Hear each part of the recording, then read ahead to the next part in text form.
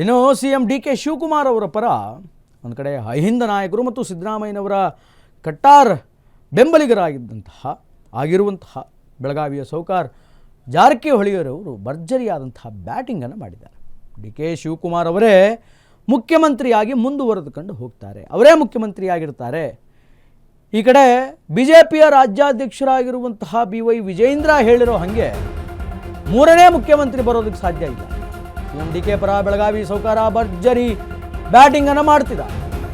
ಡಿ.ಕೆ. ಶಿವಕುಮಾರ್ ಅವರೇ ಮುಖ್ಯಮಂತ್ರಿಯಾಗಿರ್ತಾರೆ. ಸಿಎಂ ಡಿ.ಕೆ. ಶಿವಕುಮಾರ್ ಅವರು ಗಟ್ಟಿಯಾಗಿದ್ದಾರೆ, ಜೋರಾಗಿದ್ದಾರೆ. ವಿಜೇಂದ್ರ ಹೇಳಿದಂತೆ ಮೂರನೇ ಸಿಎಂ ಏನು ಬರಲ್ಲ ನಮ್ಮ ಪಕ್ಷಕ್ಕೆ, ಡಿ.ಕೆ. ಶಿವಕುಮಾರ್ ಅವರೇ ಮುಂದೆ ಸಿಎಂ ಆಗಿರ್ತಾರೆ, ಸಿಎಂ ಬದಲಾಗ್ತಾರೆ ಅನ್ನುವಂತಹ ಮಾತಿಗೆ ಮಂತ್ರಿ ಜಾರಕಿಹೊಳಿ ಅವರು ಟಕ್ಕರನ್ನು ಕೊಟ್ಟಿದ್ದಾರೆ. ಸಂಪುಟ ವಿಸ್ತರಣೆ ಆದರೆ ಡಿ.ಕೆ. ಸರ್ಕಾರ ಇನ್ನೂ ದೊಡ್ಡ ಪ್ರಮಾಣದಲ್ಲಿ ಬೆಳೆಯುತ್ತೆ. ಹೊಸ ಶಾಸಕರಿಗೆ ಅವಕಾಶದ ಬಗ್ಗೆ ಹೈಕಮಾಂಡ್ ತೀರ್ಮಾನ ಮಾಡುತ್ತೆ. ಮುಂದಿನ ದಿನಗಳಲ್ಲಿ ಹೈಕಮಾಂಡ್ ಇದಕ್ಕೆ ಸಂಬಂಧಪಟ್ಟಂತೆ ತೀರ್ಮಾನ ಮಾಡುತ್ತೆ. ಬಿಜೆಪಿ ಸರ್ಕಾರ ಇದ್ದಾಗ ಈ ರೀತಿ ಆಗಿರಲಿಲ್ವಾ ಅಂತ ಸತೀಶ್ ಜಾರಕಿಹೊಳಿ ಅವರು ಮರುಪ್ರಶ್ನೆಯನ್ನು ಮಾಡಿದ್ದಾರೆ.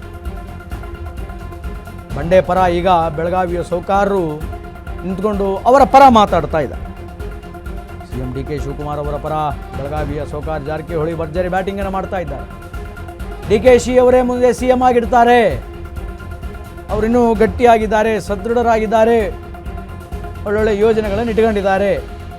ಈ ಕಡೆ ಬಿಜೆಪಿಯ ವಿಜಯೇಂದ್ರ ಹೇಳಿರೋ ಹಾಗೆ ನಮ್ಮ ಪಕ್ಷದಲ್ಲಿ ಅಂದರೆ ಈ ಆಡಳಿತದಲ್ಲಿ ಮೂರನೇ ಸಿಎಂ ಏನು ಬರಲ್ಲ, ಸಿಎಂ ಬದಲಾಗ್ತಾರೆ ಅನ್ನುವಂತಹ ಮಾತಿಗೆ ಜಾರಕಿಹೊಳಿಯವರು ಟಕ್ಕರನ್ನು ಕೊಟ್ಟಿದ್ದಾರೆ. ಸಂಪುಟ ವಿಸ್ತರಣೆ ಆದರೆ ಡಿ.ಕೆ. ಸರ್ಕಾರದ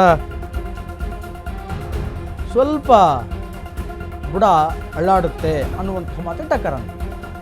ಹೊಸ ಶಾಸಕರಿಗೆ ಅವಕಾಶ ಕೊಡ್ತಾರಾ ಸಾರ್ ಅಂತ ಕೇಳಿದರೆ ಅದಕ್ಕೆ ಹೈಕಮಾಂಡ್ ತೀರ್ಮಾನ ಮಾಡುತ್ತೆ.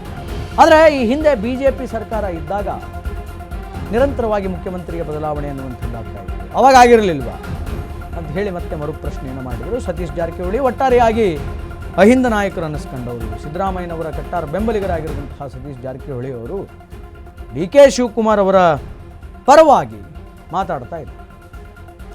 ಈ ಕಡೆ ವಿಜಯೇಂದ್ರ ಅವರು, ಭಾರತೀಯ ಜನತಾ ಪಾರ್ಟಿಯ ರಾಜ್ಯಾಧ್ಯಕ್ಷರಾದಂತಹ ವಿಜಯೇಂದ್ರ ಅವರು ಮುಖ್ಯಮಂತ್ರಿ ಬದಲಾಗ್ತಾರೆ, ಮೂರನೇ ಮುಖ್ಯಮಂತ್ರಿ ಬರ್ತಾರೆ ಅಂದಿದ್ದಕ್ಕೆ ಜಾರಕಿಹೊಳಿ ಅವರು ಹೇಳಿದಂಥ ಮಾತು ಅವರೇ ಕಂಟಿನ್ಯೂ ಆಗ್ತಾರೆ ಅಂತ ಅದಕ್ಕೆ ಸಂಬಂಧಪಟ್ಟಂತೆ ಒಂದು ಬೈಟ್ ಇದೆ. ಜಾರಕಿಹೊಳಿ ಅವರು ಏನು ಮಾತಾಡಿದ್ದಾರೆ ಅಂತ ಕೇಳ್ಕೊಂಬರೋಣ. ಬಟ್ ಏನಾಗಲ್ಲ, ಅವರೇ ಸೇಮ್ ಇರ್ತಾರೆ, ಅವರೇ ಗಟ್ಟಿಯಾಗಿದ್ದಾರೆ, ಅವರೇ ಮಾಡ್ತಾರೆ, ಏನಾಗಲ್ಲ, ಅದು ಸಮಸ್ಯೆ ಆಗೋಲ್ಲ, ಡಿಸ್ಟರ್ಬ್ ಆಗೋಲ್ಲ. ಅವರು ಅವ್ರ ಪಕ್ಷದಲ್ಲಿ ಇಂಥದ್ದಾಗಿದಿಲ್ಲ, ಆಗ್ಲಿಂದ ಅವರೆಲ್ಲ ಆಗಿದೆ, ಅವ್ರ ಸರ್ಕಾರದಲ್ಲಿ ಎಲ್ಲ ಏನಾಗಲ್ಲ, ಅವರೇ ಸೇಮ್ ಇರ್ತಾರೆ, ಅವರೇ ಗಟ್ಟಿಯಾಗಿದ್ದಾರೆ, ಅವರೇ ಮಾಡ್ತಾರೆ, ಏನಾಗಲ್ಲ, ಅದು ಸಮಸ್ಯೆ ಆಗೋಲ್ಲ, ಡಿಸ್ಟರ್ಬ್ ಆಗೋಲ್ಲ. ಅವರು ಅವ್ರ ಪಕ್ಷದಲ್ಲಿ ಇಂಥದ್ದಾಗಿದಿಲ್ಲ, ಆಗ್ಲಿಂದ ಅವರೆಲ್ಲ ಆಗಿದೆ, ಅವ್ರ ಸರ್ಕಾರದಲ್ಲಿ ಎಲ್ಲ ಏನಾಗಲ್ಲ, ಅವರೇ ಸೇಮ್ ಇರ್ತಾರೆ, ಅವರೇ ಗಟ್ಟಿಯಾಗಿದ್ದಾರೆ, ಅವರೇ ಮಾಡ್ತಾರೆ, ಏನಾಗಲ್ಲ, ಅದು ಸಮಸ್ಯೆ ಆಗೋಲ್ಲ, ಡಿಸ್ಟರ್ಬ್ ಆಗೋಲ್ಲ. ಅವರು ಅವ್ರ ಪಕ್ಷದಲ್ಲಿ ಇಂಥದ್ದಾಗಿದಿಲ್ಲ, ಆಗ್ಲಿಂದ ಅವರೆಲ್ಲ ಆಗಿದೆ, ಅವ್ರ ಸರ್ಕಾರದಲ್ಲಿ ಎಲ್ಲ ಏನಾಗಲ್ಲ, ಅವರೇ ಸೇಮ್ ಇರ್ತಾರೆ, ಅವರೇ ಗಟ್ಟಿಯಾಗಿದ್ದಾರೆ. ಇದು ಸತೀಶ್ ಜಾರಕಿಹೊಳಿ ಅವರವರ ಮಾತು. ಅವರು ಗಟ್ಟಿಯಾಗಿದ್ದಾರೆ, ಅವರೇ ಮುಂದೆ ಸಿಎಂ ಆಗಿರ್ತಾರೆ, ಸಿಎಂ ಆಗಿ ಕಂಟಿನ್ಯೂ ಆಗ್ತಾರೆ. ವಿಜೇಂದ್ರ ಹೇಳಿರೋ ಹಾಗೆ ಮೂರನೇ ಮುಖ್ಯಮಂತ್ರಿ ಬರೋದಕ್ಕೆ ಹೈಲಿ ಇಂಪಾಸಿಬಲ್. ಹಾಗೇನಾದರೂ ಸಿಚುವೇಶನ್ ಇತ್ತು ಅಂತಂದರೆ ಅದು ಬಿ ಜೆ ಪಿಯಲ್ಲಿ ಆಗಬೇಕು. ಯಾಕಂತಂದರೆ ಈ ಹಿಂದೆ ಬಿ ಜೆ ಪಿಯಲ್ಲಿ ಹಾಗೆ ಮೂರು ಜನ ಮುಖ್ಯಮಂತ್ರಿಗಳು ಬದಲಾಗಿ ಹೋಗಿದ್ದಾರೆ ಒಂದು ಟರ್ಮಲ್ಲಿ. ಅಂತಹ ಒಂದು ಸಿಚುವೇಶನ್ ಈಗ ಕಾಂಗ್ರೆಸ್ಸಿಗೆ ಬರಲ್ಲ. ಡಿ.ಕೆ. ಸರ್ಕಾರದ ಸಂಪುಟ ವಿಸ್ತರಣೆ ಅನ್ನುವಂಥದ್ದೇನಾದರೂ ಆದರೆ ಸ್ವಲ್ಪ ಬುಡ ಅಳ್ಳಾಡುತ್ತೆ ಅನ್ನುವಂತಹ ಮಾತುಗಳು ಬಂದಿದ್ವು. ಅದರಿಂದ ಅದೇನೂ ಆಗಲ್ಲ, ನಿರಂತರವಾಗಿ ಅವರೇ ಮುಂದೆ ಹೊರತ್ಕೊಂಡು ಹೋಗ್ತಾರೆ ಅನ್ನುವಂತಹ ಮಾತನ್ನು ಸತೀಶ್ ಜಾರಕಿಹೊಳಿ ಅವರು ಹೇಳಿದರು. ಒಟ್ಟಾರೆಯಾಗಿ ಡಿ.ಕೆ. ಪರದ ಭರ್ಜರಿಯಾಗಿ ಬ್ಯಾಟಿಂಗನ್ನು ಮಾಡ್ತಿದ್ದಾರೆ.